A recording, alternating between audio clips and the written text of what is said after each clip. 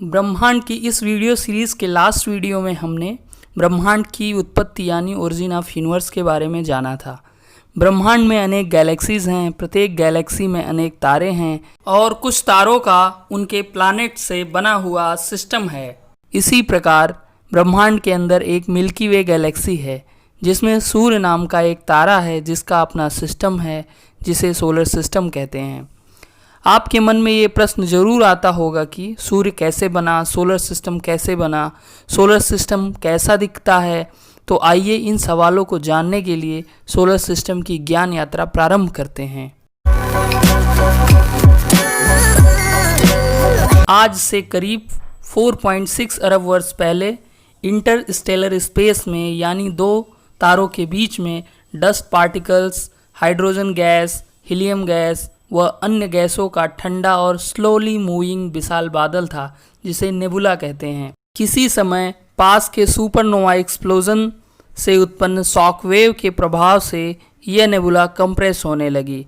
Compress होने से dust particles और गैस के मॉलिक्यूल्स पहले से बहुत ज़्यादा पास आ गए, जिससे ग्रेविटेशनल फोर्स के अत्यधिक प्रभाव के कारण नेबुला कोलैप्स हो गई यानी अंदर की ओर केंद्र में ढह गई, जिससे नेबुला के केंद्र में 99.8% द्रव्यमान केंद्रित हो गया और तेजी से घूमने लगी और एक घूमती हुई सपाट डिस्क के रूप में आई। आपके मन में यह सवाल आ सकता है कि नेबुला तेजी से क्यों घूमने लगी। नेबुला के कोलैप्स होने से नेबुला की रेडियस कम हुई और कंजर्वेशन ऑफ एंगुलर मोमेंटम यानी कोणीय संवेग संरक्षण के सिद्धांत के कारण नेबुला तेजी से घूमने लगी। आपके मन में यह भी सवाल आ सकता है कि नेबुला सपाट डिस्क के रूप में कैसे आई। नेबुला के कोलैप्स होने से गैसों के समूह एक दूसरे में मर्ज हुए। उनकी रैंडम वेलोसिटीज़ का रिजल्टेंट यानी एवरेज वेलोसिटी ऑर्डरली मोशन में परिवर्तित हुआ यानी रैंडम वेलोसिटी से ऑर्डरली मोशन में परिवर्तन हो गया, जिससे कोलैप्स्ड नेबुला के रोटेशन की दिशा तय हुई और यह घूमती हुई डिस्क के शेप में आई। कोलैप्स्ड नेबुला के केंद्र में अत्यधिक गुरुत्वाकर्षण बल के कारण अत्यधिक प्रेशर और टेम्परेचर से हाइड्रोजन एटम्स एक दूसरे में फ्यूज होने लगे और न्यूक्लियर फ्यूजन यानी नाभिकीय संलयन अभिक्रिया के कारण अत्यधिक मात्रा में ऊर्जा उत्पन्न होने लगी। कोलैप्स्ड नेबुला का केंद्र जलते हुए आग के गोले की तरह दिखाई देने लगा और सूर्य का जन्म हुआ।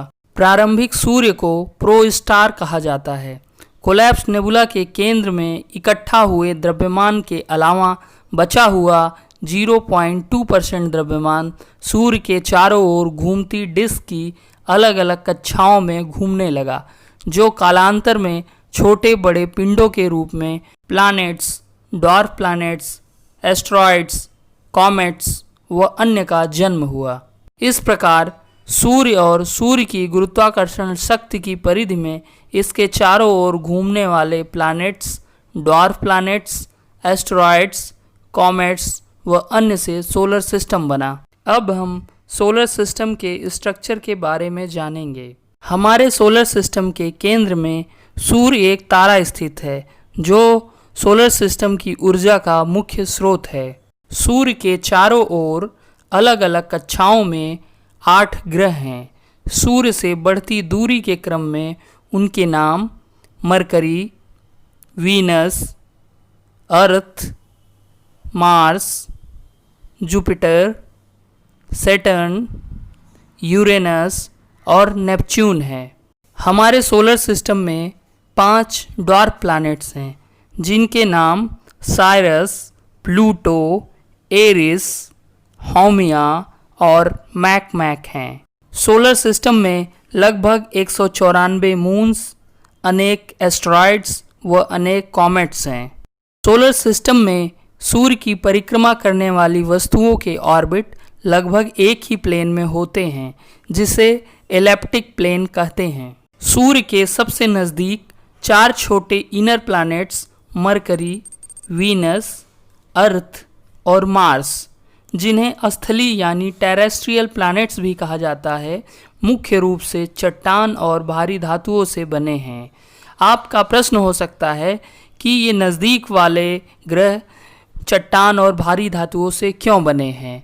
तो हम आपको बताएंगे कि सूर्य से उत्पन्न अत्यधिक ऊर्जा जब बाहर की ओर घूमती डिस्क में फैलने लगी थी, तब सूर्य के आसपास की कक्षाओं में वही पदार्थ या पिंड रह गए थे जिनके मेल्टिंग पॉइंट या बॉइलिंग पॉइंट ज़्यादा थे, जैसे भारी धातुएं और सिलिका से बने पिंड। यही पिंड कालांतर में टेरेस्ट्रियल प्लैनेट्स या इनर प्लैनेट्स के रूप में परिवर्तित हुए। इनर प्लैनेट्स के बाद 4 outer planets Jupiter, Saturn, Uranus और नेपच्यून, जिन्हें जोवियन प्लैनेट्स भी कहा जाता है। इनर प्लैनेट्स की तुलना में ये काफ़ी बड़े और अधिक विशाल हैं। ये मुख्यतः गैस से बने हैं और इनके विशाल आकार के कारण इन्हें गैस जायंट्स भी कहा जाता है।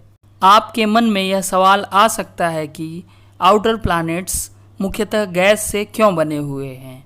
सूर्य से काफ़ी दूरी पर स्थित पिंड जहां सूर्य की ऊर्जा का प्रभाव अत्यंत कम था, वहां गैसीय पिंडों का निर्माण हुआ, जो कालांतर में आउटर प्लैनेट्स के रूप में परिवर्तित हुए। इमेज में आप देख सकते हैं कि इनर प्लैनेट्स और आउटर प्लैनेट्स को अलग करने वाला मंगल ग्रह और बृहस्पति ग्रह के बीच क्षुद्र पथरीले और धातुओं के पिंड का क्षेत्र है, जो सूर्य की परिक्रमा करता रहता है।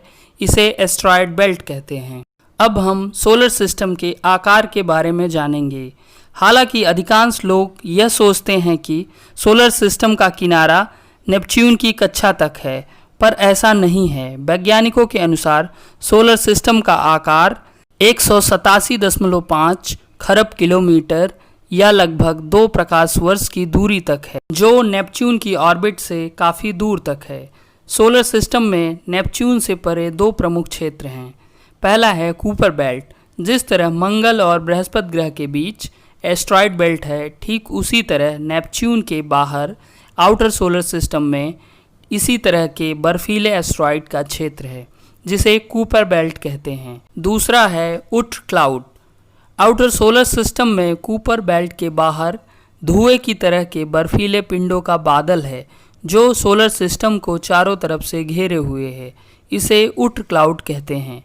जो धूमकेतु हमें दिखते हैं, उनमें से ज़्यादातर इसी क्षेत्र से आते हैं। ये धूमकेतु इसी क्षेत्र में चक्कर लगाते रहते हैं। सोलर सिस्टम से संबंधित कुछ और जानना या बताना चाहते हैं तो कमेंट करके हमें बता सकते हैं। हम उत्तर देने का पूरा प्रयास करेंगे। यदि यह वीडियो आपको अच्छा लगे तो आप इसे लाइक करें, फ्रेंड्स और फैमिली के साथ शेयर करें। यदि आप नॉलेज डाइस चैनल पर नए हैं तो इस चैनल को जरूर सब्सक्राइब करें और बेल बटन दबाकर इस चैनल के ज्ञानवर्धक वीडियोस का सबसे पहले नोटिफिकेशन पाएं। ग्रहों की संरचना किन तत्वों से हुई है, किस ग्रह पर वायुमंडल है, किस ग्रह पर पानी है, क्या आप जानना चाहते हैं तो नेक्स्ट वीडियो में हम ग्रहों के कंपोजिशन के बारे में जानेंगे। तब तक के लिए जय हिंद, जय भारत।